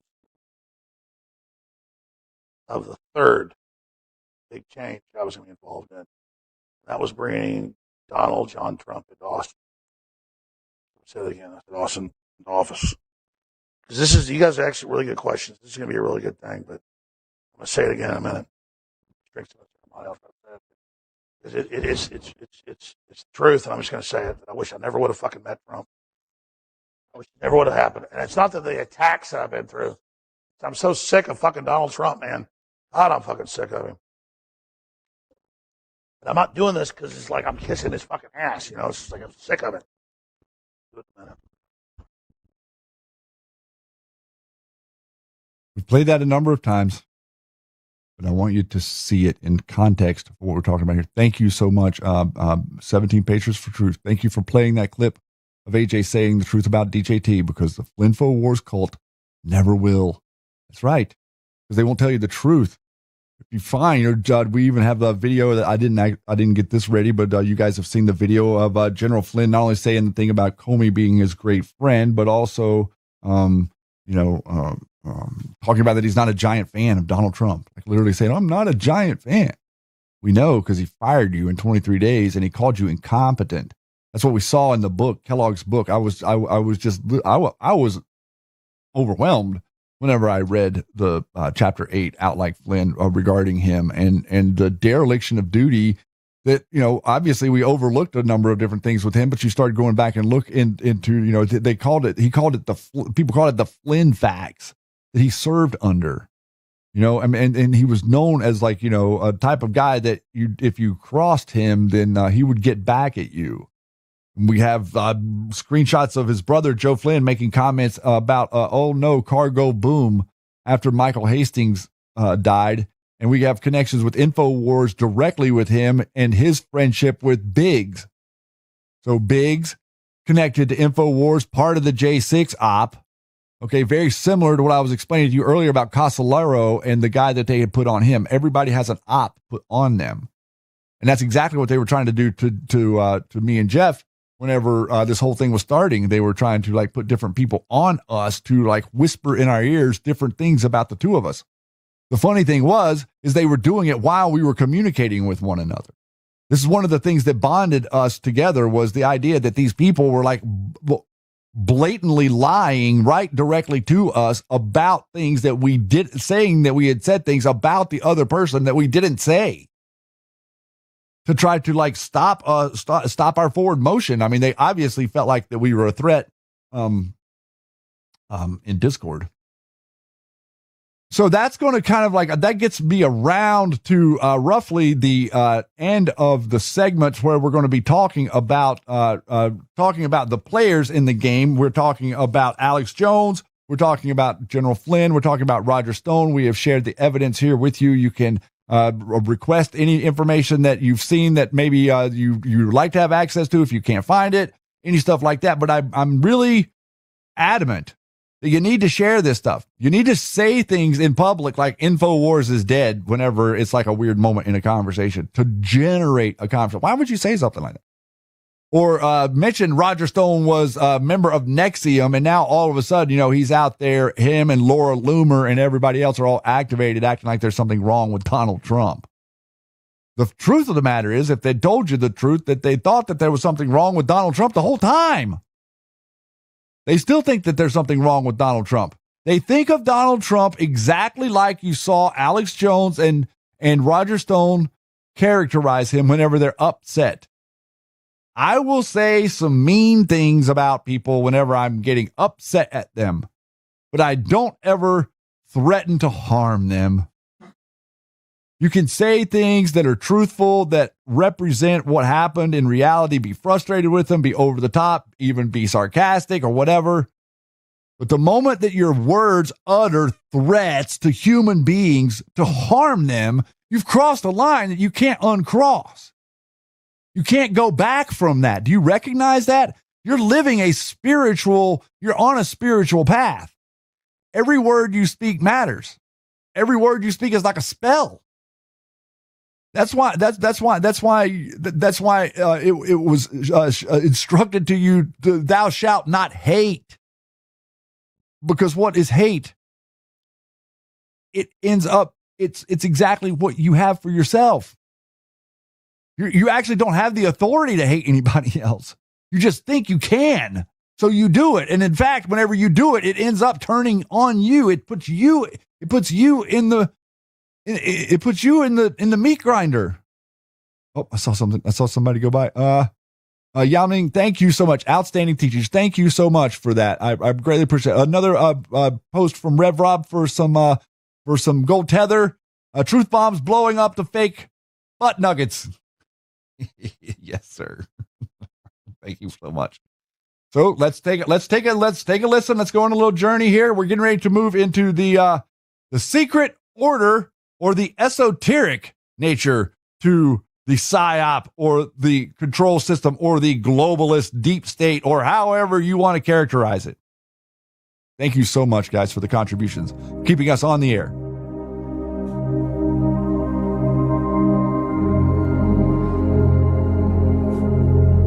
Okay. Can I ask you a question about something else? Sure. About the Nuremberg trials. You know who Helmar Schacht is? Not right off the top of my head. He was Hitler's banker. Oh, yeah, okay. And after he was exonerated, he went on to run Odessa. Okay. No. Do you know what Odessa is? I know what Odessa is, yeah. Okay, well, I read in a certain book that, well, if anybody should have been put in prison, it should have been him. But recently I read that he was a Freemason. Did you know that? Well, they were all Freemasons. Hitler's rise to power wasn't from some obscure political movement in Germany. He was brought to power by the Tool Society, which was the German branch of the Knights Templar, the Teutonic Knights. Right. I read Spear of Destiny, and I know about that, but eventually they turned against the Freemasons. Who? The Nazi leadership. Dictators always do. They know. I'm going to back this up just a little bit. I want you to listen very, very carefully to the way he explains this. This is so hard for people to get their minds through the knot hole for some reason, and I swear it's intentional. It's the way that people explain things to confuse you again. Just listen to the way he explains this. Recently, I read that he was a Freemason. Did you know that? Well, they were all Freemasons. Hitler's rise to power wasn't from some obscure political movement in Germany. He was brought to power by the Tool Society, which was the German branch of the Knights Templar, the Teutonic Knights. Right. I read Spear of Destiny, and I know about that, but eventually they turned against the Freemasons. Who? The Nazi leadership. Dictators always do. They know how they rose to power through the secret societies and the machinations of the secret network, and they don't want to be deposed by that same process that brought them to power. Stalin also destroyed Freemasonry in Russia. Yeah, and there were certain, like Heydrich wanted to get rid of Schacht, but I guess they had to keep him on because he was so valuable. I don't know how valuable he was, but he knew where the money was. Let's put it that way. That's for damn sure. Money talks. Okay, Bill.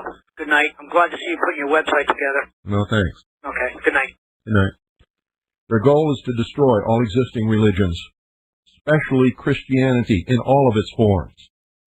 Destroy all existing nation-states and shackle the mob. And to understand why they want to shackle the mob, you need to read the story of the execution of Jacques de Molay and the leaders of the Knights Templars, when the mob jeered and yelled and had such a great time watching them burn.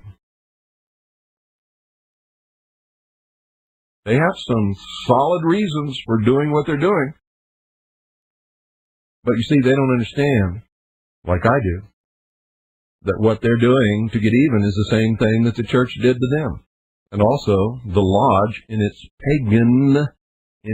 pagan origins, were burning Christians long before Christians ever burned Freemasons. Nobody can win at this kind of battle. Everybody loses. That's why I don't like any of them. I'm not on either side. I think they're all a bunch of scum. Tell you the truth. And I'm still a Christian. You know why? Because instead of belonging to a organized religion, I read the words of Jesus Christ and I try my very best to follow them. He is my church. He is my church. I don't need anything else. I don't need a big building with spires on top and bishops and popes and ministers and all of that kind of stuff. I don't need them. Jesus Christ is my church. Wherever I am, He's there with me. So as you can see there, a dynamic unfolding that is very well understood in all of these esoteric circles for people to recognize what was actually at stake in the old world. Whenever he talks about the one world or the one world religion or the elimination of all religion, this is the post. This is the reason that this is important, so that you can understand history, because if you understand what happened before, you can see clearly who not to pay attention to now. How is it possible that we're sitting here 150 years after this was written down on paper and have witnessed the last 150 years of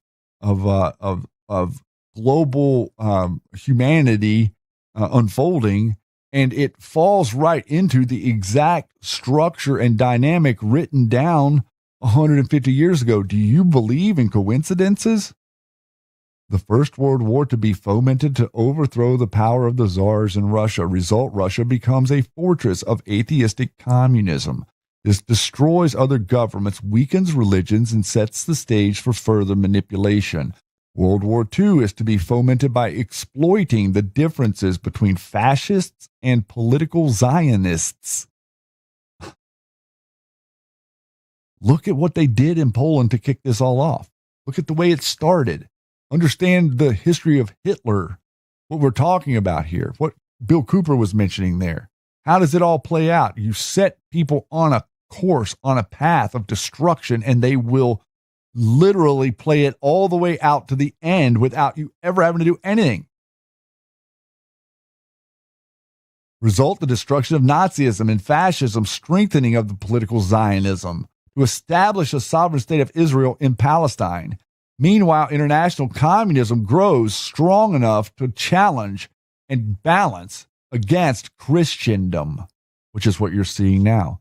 And then the projected outline of World War III, they tell you, by the way, that this is fake. What I'm reading to you is fake, that this is pretend, that this does not exist. Just like the Zion, Elders of Zion, for whatever reason, is jumping out. To be fomented, World War III, to be fomented by taking advantage of the differences between the political Zionists associated with the Jews in Israel and the leaders of the Islamic world, the Muslims. Learned Elders of Zion. The war would be conducted so that Islam, the Muslim Arabic world, and the political Zionism, the state of Israel, mutually destroy each other. Other nations would be drawn in, leading to complete physical, moral, spiritual, and economic exhaustion. Outcome, collapse of Christianity, atheism, and other ideologies, leading to universal manifestation of the pure doctrine of Lucifer and the establishment of a new world order or a one world government religion under Illuminati Masonic control. That's the outline. You can pretend. You can say, oh, that's just a coincidence. That's fine. I have no issue with you saying that, but it doesn't make it true. You could say, oh, well, look, I go on Grok, Shady, and then it tells me that that is complete bunk. Sure does. Does that mean Grok is right? Or does that mean that there is a hidden hand that is orchestrating things on the subsurface that you can't see, and because of plausible deniability, no one will ever admit it. No one's ever going to admit to going in and taking the Pesor name off the congressional record. No one's ever going to admit that their real last name inside the little chest inside their room connects them back with Louis Cass Pesor. No one's ever going to tell you that their family, even though not one of the names that you've heard of, did in fact coordinate with those names to set up fake businesses, fake entities, front companies, different ways to sell us down the river for a century. And as we look at and it's kind of striking me there as we sort of look back at that, the war would be conducted so that Islam and political Zionism would mutually destroy each other, other nations drawn in, leading to complete physical, moral, spiritual, and economic exhaustion. Think about that for a second. Other nations being drawn in, leading to complete physical, moral, spiritual, and economic exhaustion. Think about the dynamic that they could have perpetuated on you had they been able to keep going with COVID and the idea of an economic lockdown. Look at how that meshes with what the outcome there would be. Moral and spirit. Oh, you know what really gets your goat whenever you sit there and you're told that you're not allowed to leave your house and you can't open your business, but the porn shop, the Walmart, the strip club, and the weed store are all open. And those are the only things that are allowed to be open, but you're not allowed to open your auto parts store so that you can sell people parts for their cars that break down every single day. You're not allowed to go and organize a funeral for your grandmother that the hospital just killed or that they put into a nursing home, or a wedding for your child that just finally reached the moment where they're getting married and going on with their life and things like that. Moral, spiritual, physical exhaustion is exactly what they had planned for you. And that's exactly what it was that Donald Trump stopped. So what you're seeing right now with what Donald Trump is doing over there with the Abraham Accords and with Israel, and you saw it today, the Lebanese prime minister was here today meeting with Donald Trump for bilateral talks, talking between the two of them about the issues that we have as the United States with the country of Lebanon, regardless of Israel, regardless of Iran, regardless of Pakistan, regardless of Hezbollah. All of these different things, we can work out the problems if we can generate a conversation that actually has a back and forth that points out the problem and everybody talks and argues in good faith. I can't say enough about what's happening in Venezuela right now. The media won't tell you what's happening in Venezuela right now.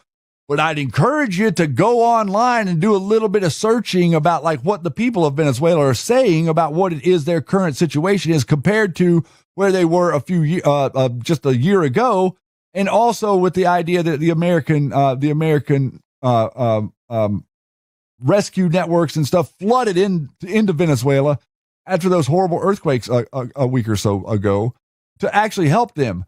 If we had not went in and taken out Maduro, every single one of those people that are there that are currently being helped out by Americans would have been stranded and at the mercy of the Maduro regime in an environment where absolute calamity. I mean, guys, there's like 50 major high-rise buildings came down there. They were actually rescuing human beings that were alive in those buildings like 4 or 5 days later. It was absolutely, I mean, it's crazy. It really just is. It's amazing that it happened after we could theoretically do something about it. This real quick, I'm going to drop this link to you. I don't know if I put this in the links below, but I'm going to drop this link to you guys here in the chat so you can see this. Put this in your bookmark. This is something that Q pointed to from one of the Q drops talking about the this is a search for FOIA where you can search pretty much any search term going back to the Soviet era, the Cold War era. Sing Loud, you can search Phoenix program, you can search classified materials, released materials, all different types of things that you can find with this from this portal right here. A number of different pieces of the puzzle can line up. If you're like looking for something specific, a lot of the times I can come to this source and get to and get some, not necessarily links, but pieces of information about people or situations that can lead you to doing some more investigation and now being able to utilize the AI tools and stuff. It's really it's really a game changer in being able to take, okay, well, so this person this person was connected to that person, and then the Iran-Contra thing, you talk about Oliver North and all of the dynamic. And I'd just like to bring your attention to Q mentioned a lot of the times the generals and who are the generals really. And, I'm just going to say that before Pete Hegseth started up there was a mess. And the generals in the military were almost every one of them compromised and almost every one of them subject to what it was that they were told to do about whoever their handler was. Pete Hegseth has come in, he's cleaned house, he's gotten rid of a lot of those people, and the nonsense coming out of the Pentagon is very interesting right now because a lot of it has completely dried up. The stuff that was happening to us just a couple years ago under Lloyd Austin, it's another interesting dynamic. So here we got 4 specific Q drops. We're going to just go through these. I think this is going to be the last. This is going to be the last little segment before we get out of here for tonight. 47 in the chat. If you've enjoyed the episode of Q Lounge Live, I'd love to see the chat roll. Thank you guys so much again for all of your donations and for supporting the MG show. By the way, we are getting out of the box. A number of different people are things are going on. Now that we've kind of gotten past this idea. Thank you so much. 47's down the line. God bless each and every president. Hugh, Mike Hess, thank you so much. MG show out there. Much love, Sandy. Hello, Mikey, Patriot. There's my favorite gnome. Let me tell you something. It's not my favorite garden gnome. That's my only garden gnome. That's what she told me. You're exactly right about that.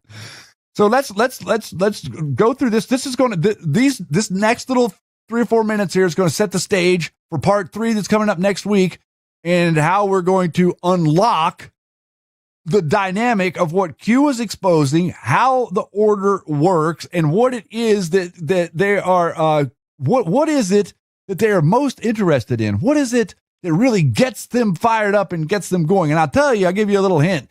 It starts with a W, the first word. The middle word starts with a T, and then the last word starts with a P. It's called We the People. That's what they're most afraid of. And Q said that we the people were the cure. There's no ambiguity in that statement. That really 100% means that it's time for you to pick up your hammer and saw and do something productive with building your own future. So here we go. We will review these at the beginning next week, but I just want to show you these very interesting. And we're going to be going over a review of the Paysur thread that got in the Matrix and Shady Groove in all kinds of trouble. number of years ago. So here in post 998, I'm just going to show you these posts, and I'm going to let you just decide or read or do whatever you tell me, or you decide what it is you think. I'm not going to tell you what to think about anything. Q posts this meme, which was all over the chans, constant garbage being pushed out. Why do they persecute me? Russia, Polish, Hungarian, Jewish propaganda memes here. Q said, Pope will be having a terrible May. Pope in kill boxes will be having a terrible May. Holy beep. Tell us, Q, how many are connected to the Roths? This is the one post. Where it is the P? The chair serves the master. Who is the master? P equals C. In response to this, trying to say it's the Jews, Q said, no, it's not. Something else. 10/21/2018 lists the estimated wealth of religious organizations. Billions? Vatican Bank? 229 billion? Board of Superintendents? Supervisory Commission of Cardinals? Clown Connection? The 1832 Rothschild loan to the Holy See. Now, why would Q bring that up? Stay tuned to part 3. We're going to answer that question. Post 1950. Q repost this post, which I actually don't know the number on because of the way it's printed here, but this post from 8/14, this would have been 2 weeks earlier, with a link to Fox News talking about the stunning findings on the report of Catholic Church abuses and priests molested more than 1,000 children. Q says, House of God, only the beginning. Those who are taught to trust the most, those you are taught to trust the most, expect many, many, many similar reports to surface from around the world. It goes a lot deeper. Connected? The choice to know will be yours. Then Q posts, U.S. Holy See relations. The Holy See is universal government of the Catholic Church and operates from Vatican City State, a sovereign independent territory. The Pope is the ruler of both Vatican City State and the Holy See. The Holy See, as the supreme body of government of the Catholic Church, is a sovereign judicial or jurisdictional entity under international law. We're going to go into this link next week. Wealth, power, sanctuary against criminal prosecution. They all think they're above the law. Why do they keep saying that Donald Trump thinks he's above the law? Is it these people that think they're above the law? Recipe for what? Here you have post 4799, rebuffed by Vatican. Pompeo assails China and aligns with the Pope's critics. And Q highlights this post, targets it, posts it to you, gives you the link, and then says, when does a church become a playground? When does a church become a business? When does a church become a political or become political? When does a church become corrupt? When does a church become willfully blind? When does a church become controlled?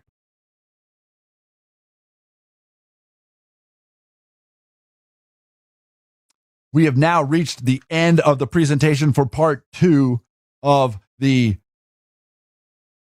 Jesuit Flynnfowars Octopus Network. There is a clear paper trail that you can follow. I'm sending out the signal to show you how to get onto the paper trail and follow it along yourself. You have been wise enough to get here. You have everything that you need in your life to make your life a success. Plug in the information in a way that lets you understand what's going on and then help someone else along the way understand. And especially if you have someone asking you a question. If you have someone in front of you ask you a question about some of these topics that you know, you're going to think immediately about Shady. You're going to think about being a catcher. You're going to put on the mitt. You're going to catch the ball, catch the question. You're going to be kind. You're going to be pleasant. You're going to be direct. You're going to be honest. And you're going to say what it is that they are asking for you to say. Peace through strength means a lot on the front of American foreign diplomacy. But peace through strength can also mean something in this conversation that we're having here. You don't have to be weak to talk to people.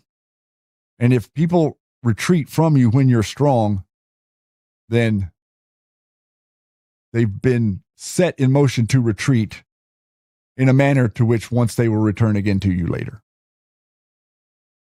Let them go.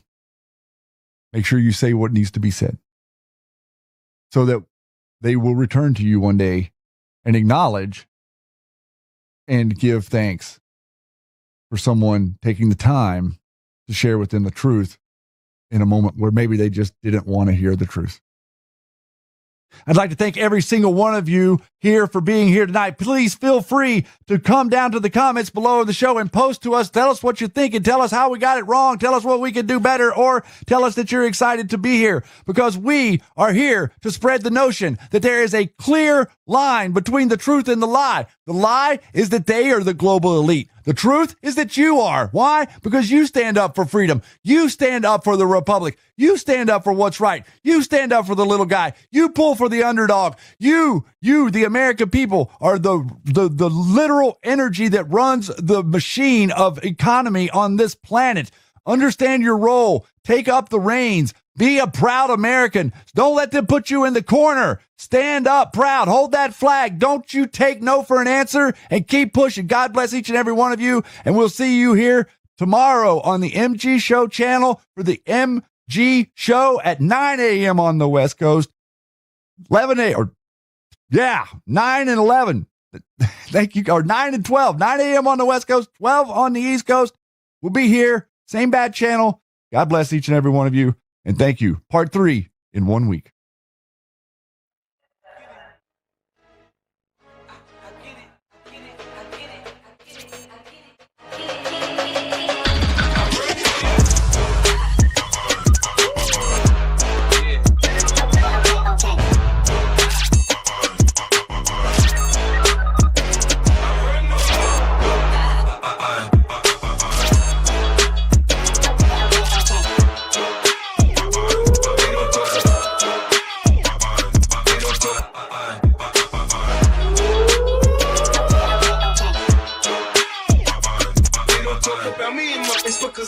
When I pull up out front, you see the Benz on dip. When I roll 20 deep, so it's